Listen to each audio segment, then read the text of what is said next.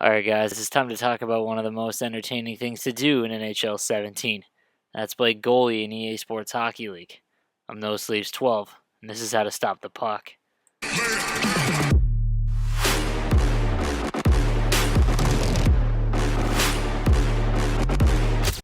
Alright guys, so today is EA Sports Hockey League, how to play goalie. Alright, so basically what I want to give you a little background on is I never played goalie before this season of NHL. My club that I normally play with, my buddies, I got a little bit bored, so I was like, alright, I'll be our goaltender. Essentially, I had to learn from the very beginning and just kind of slowly became very good at it. So what I want to mention is this: you need to understand that this position in EA Sports Hockey League right now, at the state that it's in, is mostly about fighting with the mechanics that the game has. A lot of it isn't you being bad in goalie; it's you not knowing how to aggressively fight the mechanics of the game. Most of the goals that are extremely hard to stop aren't because you're bad in net; it's because the mechanics make it very difficult to stop some of the better players in EA Sports Hockey League. So today, let's get into that. This is for the guys that haven't played goalie before, maybe want to start, want to try something new, or the ones that have tried a few times and gotten roasted and been like, hey, that's enough of that. For like the elite goalies out there, you're probably going to know all these tips and whatnot, but this is for the basics. I want to show you guys how to get your career in net started out well, and let's get into it. Alright guys, so the game going on in this video is just a random one from my collection. I went through it. It's perfect for this video because it shows goals that you shouldn't let in, goals that you have no control over, and as well as how to read the play a little bit. It's from one of my earlier games, I believe, but it does show the problems and how to deal with them in EA Sports Hockey League when you're playing goaltenders. So let's start with the basics. Camera angle. This is probably the most important thing in playing net. Now, in all of the other game modes, I suggest overhead. Why? Because you need to read the play. As a goalie in this game, that is the most important thing, but here's the problem. When you play overhead in this game, you have a tendency to lose the net. And the reason is because when you're playing versus and things and hut and things like that, you read the play and you get lost. You forget that you're in net. I have a very hard time with it, and which leads me to my next point. The other problem with overhead is you can't tell your angles at all. And what I mean by angles are, when you're in net, you need to know where you are in your net, essentially. So if someone's coming down the left side and they're winding up for a slap shot, you know that you have to come out a little bit more aggressive to take away the net. That's just basic hockey, right? So the camera angle that I would recommend is fixed. The default one is low, and that will give you the best view of angles.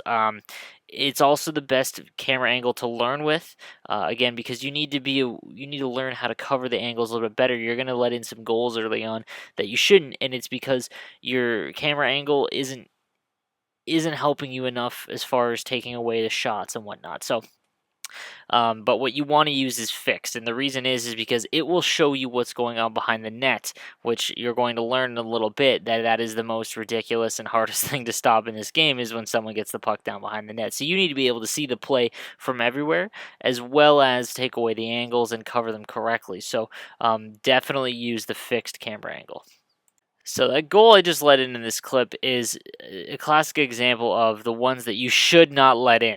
Okay, there's very few goals that you shouldn't let in. The rest is basically dependent on the mechanics of the goalie actually working correctly or your teammates covering for you. The one coming up right here, this is a just fatal flaw in the mechanics being clunky still, is much better than it was in net, but there's still a problem with some of the mechanics, and this is an example of what happens when you just really can't control what you're doing. Yeah, so be prepared for a lot of those. Again, don't feel bad when pucks go in like that. There's very little you can do. I mean, I could cover the bottom of the net. Again, those are like advanced things as far as reaction and stuff like that. But that's what separates the elite from, the good or the average, right? So those are the things that what I mean by you need to make sure that you understand that the game is still clunky mechanic-wise in net. Alright guys, so let's discuss what to do, how to start out. So let's say your team needs a goalie. Your boys don't want to play in net. You're going to bite the bullet. You're going to learn how to play goalie, okay? Do not go into a drop-in or with your boys into a club game if you've never played a net before. It's a one-way ticket to get completely discouraged and get roasted senseless by your boys. All right? What you need to do is go into be a pro, create a goalie, play a few games. And here's why. You need to learn the controls. Okay, there aren't very many in goalie, and a lot of people think that it's super easy because there isn't. You need to know when and how to use all of the controls at your disposal. Again, because the mechanics are kind of clunky, you need to know what one to use in what situation. So that's what I'm going to go over now. So guys, grab your controller if you want to follow along with this. Makes it a little bit easier for you. The left thumbstick, basically that controls where you go, up, down, left, back, right, all that kind of stuff, just like a skater when you're playing. Now the right thumbstick is basically your animations. Left and right is going to push you left and right in a kind of a butterfly position. It's how you get across the net quickly. So maybe you give it a rebound and the guy at the faceoff dot gets the puck. You want to push over to the left. That's how you do it, and as well to the right. Now, down on the right thumbstick, that's what I talked about when earlier when I was saying you cover the bottom of the net. It's very effective when the puck kind of, you get that Luis Mendoza crap when shit's just lying around in front of the net and it's just a scramble and your goalie's not covering it. Holding down on the right thumbstick will cover the bottom of the net, put the paddle down on the ground. It's a good way of making sure that stuff doesn't squeeze by you underneath your pads. It is also extremely bad to do if you are not, if the puck is not right directly in front of you because the entire top part of the net is wide open. So the up on the right thumbstick is pocheck. I recommend don't do this at all when you're learning and you're starting out. And here's why. It's a very, very slow mechanic. It's almost you drop down to your pads and then you pocheck. It's almost about a second to get the full animation off. So by the time you do it, either they've moved past you or you're just caught way out of position.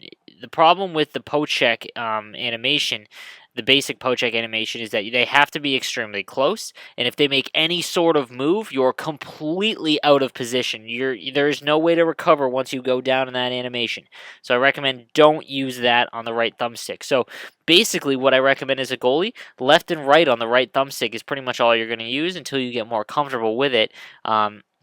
And then we'll get into the more desperation saves. But you want to not live on the movement of the right and left animations with the right thumbstick because you push yourself too far. And I'm going to show you why that is so bad in a little bit. So let's talk desperation saves. Okay, these are the ones that you're going to use when you're caught out of position or your guys have left someone wide open. These are the ones that you're going to fall back on because they're the most aggressive. They allow you to get across fastest, essentially, or back into position where if you've gotten out from a prior save. So left and right on the left thumbstick, while hitting square, will do basically a flop. You'll flop left or right depending on what way you hit the left thumbstick. Okay, this is what you want to use if you get a rebound kicked out to you. And the guy's wide open and he's about to take a slap shot. It covers the top part of the net. You're going to just left thumbstick to the left and square, and you'll do the dive, flop over. And that's the save that's at the very, very, very beginning of this video. Okay. Next is up on the left thumbstick and square. That's going to do a pocheck as well as a pad stack. This is what you want to do if you've got a breakaway against. And this is also what you want to do in versus and hut when you control the goalie. So this is going to do a huge diving pocheck as well as stack the pads. The reason why this is so effective and more effective than the actual pocheck animation with the right thumbstick is because you basically lie down, reach out with your arm, and hold the back of your stick, and so you get a ton more reach, okay? It'll also stack your pads, and what's going to happen is if a guy gets in and you do the pocheck, and he hits your pads, they get all Bambi-legged and they fly into the boards. So always do that on a breakaway. That's your go-to. If you're trying to guess left and right where they're going to go, more than likely you're going to get burned. It is very difficult to stop someone deking on a breakaway that's patient. What you want to do is wait for them to get close enough about the face-off dot, like the hash marks in front of you, and then get to the top of your crease and do that up square animation. That's going to help you stop those breakaways. Now, if you get the same guy doing it more than once, first, you need to get on your boys about playing better defense. But if the same guy is getting multiple breakaways, he knows what's coming. So it might be better to not do it the second and third time, just because he knows what's coming.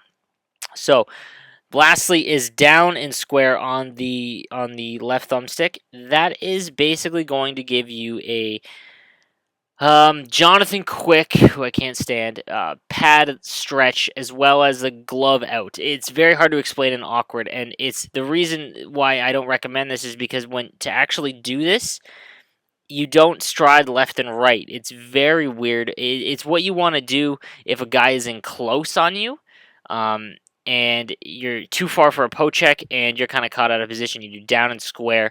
You'll basically cover the bottom of your net with your pads, and your glove will be way out and to take away the shot. It looks badass when you pull it off. Totally wouldn't recommend it though. So now moving right along on the controller, circle. Basically what circle does is if you hit left and right on the left thumbstick, you're going to do a pad stack and slide over to that side. I might crutch on this too much. I do it quite a bit. It's what I do to get over to the left and right most of the time. The most effective way to use this is when you're playing, and again, it's something that I stress in all my videos, is to not so much watch what's directly in front of you and watch the action, watch what's developing. I do that in all my videos. When you start playing net, you're going to notice that guys like to pass and make the pretty one-timer plays most of the time, unless you're in drop-in. But you're going to get the guys that pass in one-timers. So if you see a dude wide open on a 2-on-1, that kind of stuff, you know a pass is coming. The best way and fastest way to take that away is over on the left thumbstick and circle to the basically left or right on the left thumbstick, whatever direction you want to slide to, and stack the pads. As well as if you've done the stack pads and you're holding the left thumbstick still, you can swing the thumbstick around to the left and you'll basically flop your pads over to the other side. Wouldn't recommend doing that, but if you want to get, hero mode, that's how you do it. Also, you need to let go of the controller to get your guy out of that animation. He will stick in that animation, the pad stack animation, until you let go of the thumbstick and circle. So you need to make sure that you don't, that you're not holding it down, and that's how you get up out of that stance. All right, so now R2. R2 will put your guy into the butterfly manually. While learning and playing the game, okay, for starters, what you need to do is avoid this. And I'm probably going to take a lot of flack from guys that have played net, because staying in the butterfly is also an option in how to play net. But strictly for learning and getting better at the game, you want to get a feel for how the animations and CPU make saves. What you're going to come to learn is the less you do, the more saves that you will get, because your goalie will make most of the saves on its own, okay, especially the butterfly. So R2 will put you into the butterfly, and you can hold it and move left and right slowly to stay in the butterfly, which does have its advantages. But for the most part, the best way to get better at goalie is to not touch any buttons and not move. Now that sounds dumb. Let me give you an example. The one I said earlier, there's only a few goals in this game that are your fault, that you should not let in, okay? One of them is an against the grain wrister. So you know what that is. In Versus and Hut, it's when you take an opposite-handed player, so it would be left-handed on the right wing, coming down the right side of the screen, you cross into the middle, and you fire it glove side, or top corner, okay? In EA Sports Hockey, when you're playing net, if you move even the slightest, that goal will go in.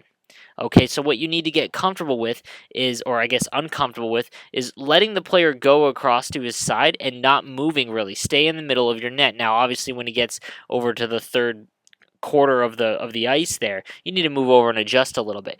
But when they're moving around, you need to not move so much, because any shot, your goalie's going to make the animation to save on its own, which is crazy, and it took a lot for me to learn that, but those against the grain wristers, you basically just stay near the top of your crease, and you just move every 6 steps they take, move over a half an inch, move over an inch, because you're covering most of it. But if you move when they shoot, that's in the net, and it's super frustrating. Okay, guys, so avoid using R2 in the beginning. Slap shots and wrist shots, those are the ones that are easiest to stop, and the way you do that is you just let the CPU do it. It's crazy, but it will just automatically do it for you. So alright guys, so now the most annoying goal that happens in EA Sports Hockey League, the behind the net. And why this is so annoying is because there's very little that you can do if your team is not covering it well. So when a guy goes behind the net or even to the side of the ice, what you can do is you hold L1 and use the left direction or the left thumbstick, and you can choose what side you hug onto the post. You have to hold L1 to hold onto the post, and you can also go down in the butterfly and do it, and that's how you hug the post. Now, when someone gets behind the net, okay, what you're going to find is that you need to be hugging the post to the side that they're coming out, or you're going to get that wraparound glitch crap that you can't do anything about. That's what happens. So when someone gets stuck behind the net and they're going left and right, you need to basically guess and time it correctly to choose what side they're coming out of. Okay, and that's how you do that. So you need to hug the post L1, and you have to hold L1, and then left and right on the left thumbstick will choose what side you're on. Now just let go of L1 to let go of the post. Basically, let go of the post once they are above the hash mark on the left or right of the face-off dots, like the half boards. And they're coming out a little bit more because the angle is obviously bad once you get out of the middle of the ice or anything, because you're just basically hugging on the one side of the post. But once they are down behind the net, you need to live on the posts to make sure that shit stops. So you L1 to hug onto the post, then R2 to go into the butterfly, and that'll stop those wraparound goals. Last one I want to talk about, L2. Essentially, L2 is a fast stride left and right. This is going to be used, I would recommend doing this when you're a little bit more advanced. And the reason is because if you live on it, you're going to move out of the net way too much. But instead of using desperation saves, what you really want to do is hold L2 and move left or right to get in position when a pass and whatnot's made, because it's a better percentage to make a shot. But in the early going, I'd recommend if a 2-on-1's coming down on you, use the pad stack, because A, it looks bomb as fuck, and 2, it takes away most of the net, and it's very quick and easy to learn. Again, this is all for the basics and the guys that haven't played net before. So it's something I definitely recommend. But L2, yeah, holding L2 and going left and right on the left thumbstick will do a big push left and right much faster and get you in line. So to wrap things up here, guys, when you're playing drop-ins, just work on positioning. Okay, you're gonna let in crap goals that aren't your fault at all, and then you're gonna get messages about how you played terribly. Ignore all that. If you're playing with your club, I would totally recommend that's how you start out, because goalie is super frustrating. It's also hella rewarding when you make a bomb save and your boys lose it. But you need to also, when you start playing club, you're gonna get a little bit more comfortable once you've gotten comfortable with how the easy goals go in, right? Like what are the ones that you struggle with, and you can focus on working on those. But the ones you want to get better at to bail your boys out, essentially, that's what makes you a good goalie.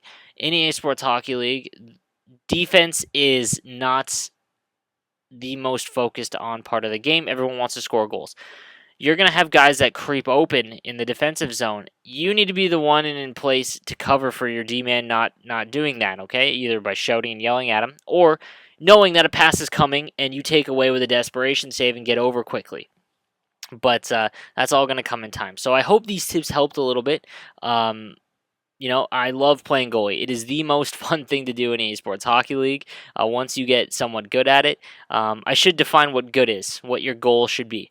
When you first start out, under 4 goals against and above 75% save percentage, those are the things you want to aim for. Once you're above that and under the goals against, you're essentially an average or above average goalie. If you can keep above 75% save percentage, that's that's a pretty good goaltender. Okay.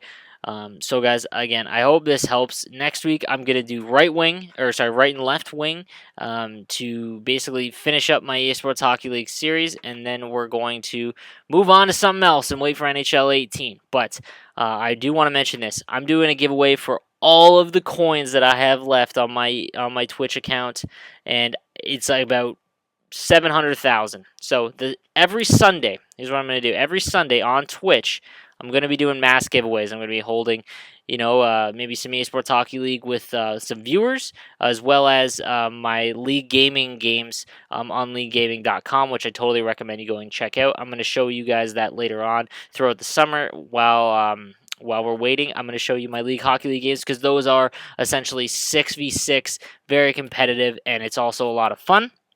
So I'm going to show you guys that as well. So on Twitch, Sundays, most of the time at night, but all throughout the day, follow me on Twitch, No Sleeves 12 on Twitch, and I'll have the link in the bottom.